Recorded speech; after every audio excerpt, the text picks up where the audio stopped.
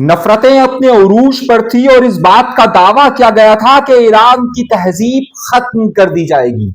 दूसरी तरफ ये दावा भी किसी से कम नहीं था कि कोई भी अमेरिकी फौजी अगर वहां पर कदम रखेगा तो उसके बाद उसे शार्क मछलियों की खुराक बना दिया जाएगा।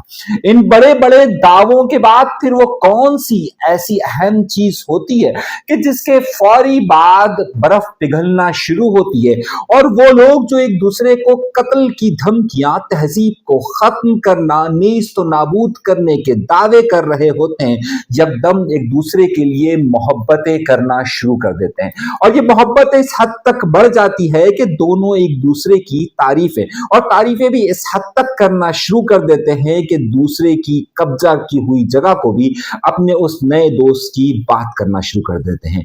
मैं किसी और की बात नहीं कर रहा बल्कि अमेरिका और ईरान के दरमियान बढ़ती हुई उस कशीदगी के बाद यकदम से मोहब्बतों के तबादले का जिक्र कर रहा हूं।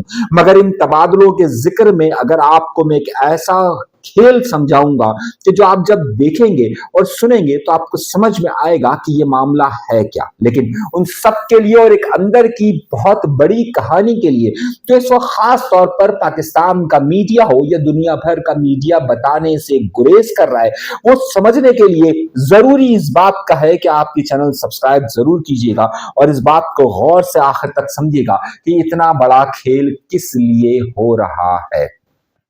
सारे का सारा मामला दो नुकात पर आकर फंसा हुआ है। वहां पर आकर के जहां पर जंग को ये बात कही जा रही थी कि नेस्त तो नाबूद किया जाएगा, वहां सबसे बड़ा मसला इस जंग ने जो बहुत अहम कार्ड खेला गया और जिससे दोनों तरफ का बहाव कम हुआ, वो है आबनाए हुर्मस। आखिर ये आबनाए हुर्मस क्या है? इस वक्त ईरान का सबसे बड़ा हथियार, या जिसे ये समझा जाए कि जिसे सबसे बड़ा कार्ड वो आबनाए हुर्मस का कार्ड है कि जिसे खेला गया। लेकिन ये आबनाए हुर्मस क्या है और इस पर किसने कब्जा किया है और कौन खामोश बैठा हुआ है, ये बात समझना इंतहाई जरूरी है। और इस बात को समझने के लिए आपको तारीख की तरफ जाना पड़ेगा और आबनाए हुर्मस को समझना बहुत ज्यादा जरूरी है। आबनाए हुर्मस दुनिया भर की उन तंग जगहों, बहरी रास्तों में से कि जहां पर आकर दो ममालिक के दरमियान समंदर का फासला सिर्फ और सिर्फ 32 माइल के करीब रह जाता है, यानी कि 32 मील का फासला रह जाता है। इस 32 मील के फासले में 2 से 3 ममालिक इंतहाई अहमियत रखते हैं। एक तरफ ईरान मौजूद है और दूसरी तरफ दुबई और उसके साथ साथ ओमान मौजूद है। ये वही जगह है जहां पर गल्फ ऑफ फारस यानी कि खलीज फारस खत्म होकर खलीज ओमान की तरफ बढ़ता है। यानी कि आबनाए हुर्मस का ये इलाका आधा आपके पास खलीजे फारस की तरफ और एक आपके पास आधा खलीजे ओमान की तरफ जाता हुआ नजर आएगा।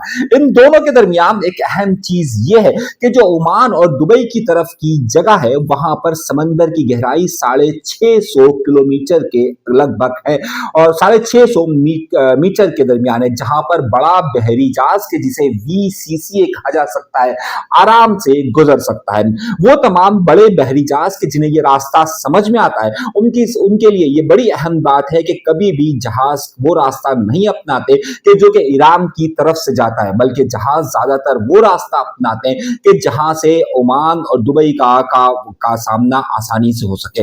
ओमान का एक बहुत अहम जजीरा है जिसे कहते हैं मसनदम।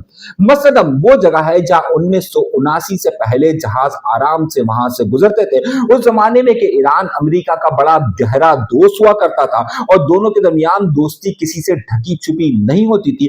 उस जमाने में भी तमाम बड़े VCCA जहाज के जो कि तकरीबन 20 लाख टन यानी कि 20 लाख टन के करीब बल्कि आप यूं समझिए कि बड़े जहाज वो तमाम के जो बड़ा हैवी ऑयल लेकर जाते हैं, वो तमाम के तमाम इसी रास्ते से गुजरते थे। उस जमाने में इस रास्ते को इनशोर ट्रैफिक कहा जाता था, इंश्योर ट्रैफिक जोन कहा जाता था। लेकिन 1980 में यहां पर तब्दीली रोनुमा होती है और उसके बाद इस जगह को ट्रैफिक सेपरेशन स्कीम का नाम दिया जाता है, यानी TSS ट्रैफिक सेपरेशन स्कीम का नाम दिया जाता है और यहां से जहाज गुजरना शुरू होते हैं।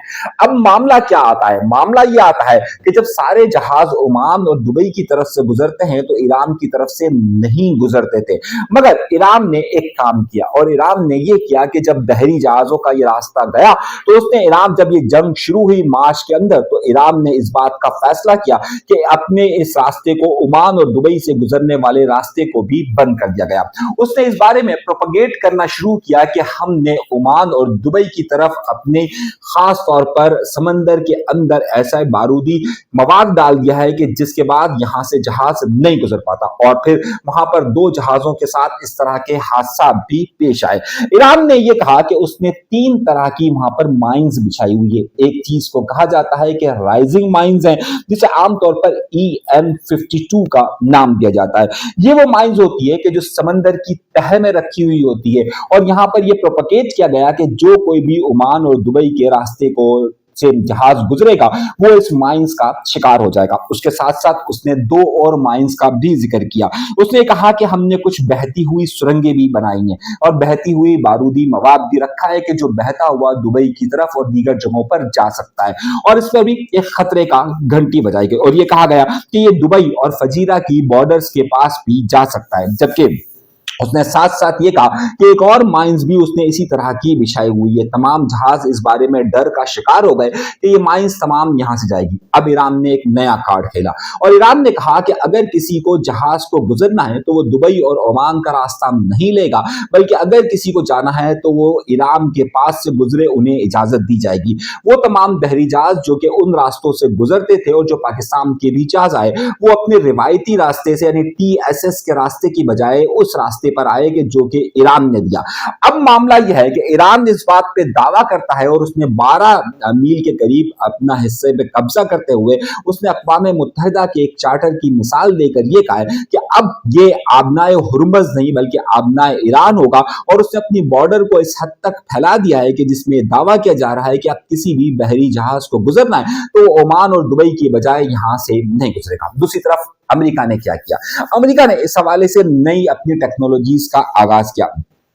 इस वक्त जो अमेरिका के पास एक बहुत बड़ा जहाज या जिसे डिफेंडर कहा जाता था, और जिसके मुतालिक ये कहा जाता था कि ये जहाज जेरे समंदर जितनी भी बारूदी सुरंगें होंगी उसे हटाने के लिए काम आएगा, लेकिन उसने ये जहाज खत्म कर दिया था और उसके बजाय इसने अपने 2 नए जहाज निकाले थे। खास तौर पर एक वो उसने समंदर के अंदर घूमने वाले वो ड्रोन उसने तैयार किए थे, लेकिन इसका अब तक तजर्बा नहीं हो सका था। अमेरिका ये समझता था कि जो जिस बारे में ईरान डरा रहा है कि जनाब यहां पर हमने बारूदी सुरंगें बिछाई हुई है, उसे वो अपने खास तौर पर उन नाइफ फिश जिसका कहा नाम जाता है उसके जरिए आराम से वहां से निकाल लेगा, मगर ऐसा मुमकिन नहीं हुआ। अमेरिका ने अपने बहरी बेड़ों को दुबई और ओमान के करीब रखा और कहा कि वो ईरान अगर अपने रास्ते को अपनाएगा तो हम हर मुमकिन कोशिश ये करेंगे कि दुबई और ओमान वाला रास्ता रहे। मगर अब इन दोनों के दरमियान मुफाहिमत कहां हो गई है? उसके बाद अमेरिकी सदर ट्रंप का ये बयान आता है कि अब अगर वहां से पैसे लेता है। ईरान ने क्या कहा?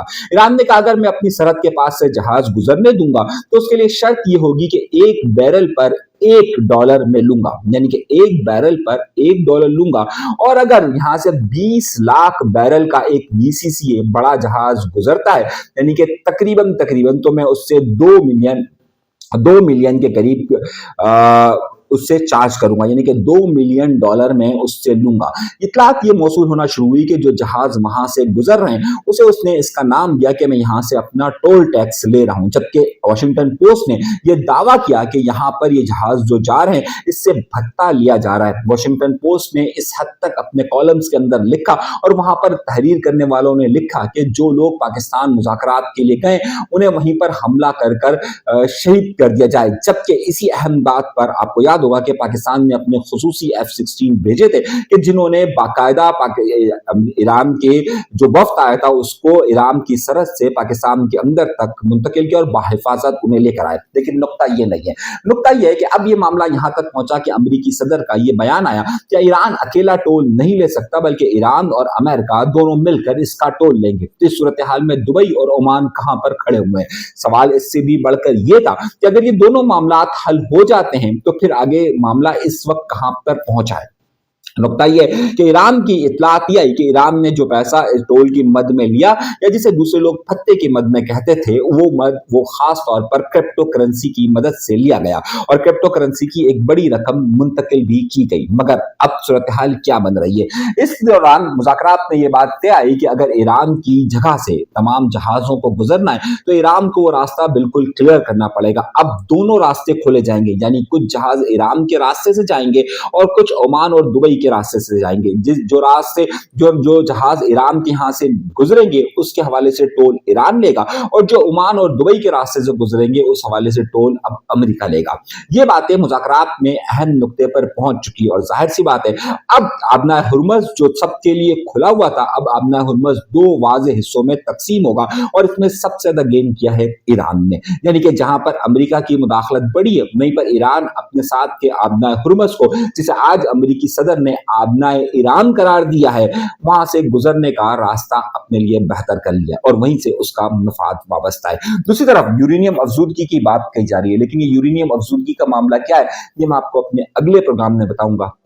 अभी तक के लिए इजाजत दीजिएगा, अल्लाह ने के बाद।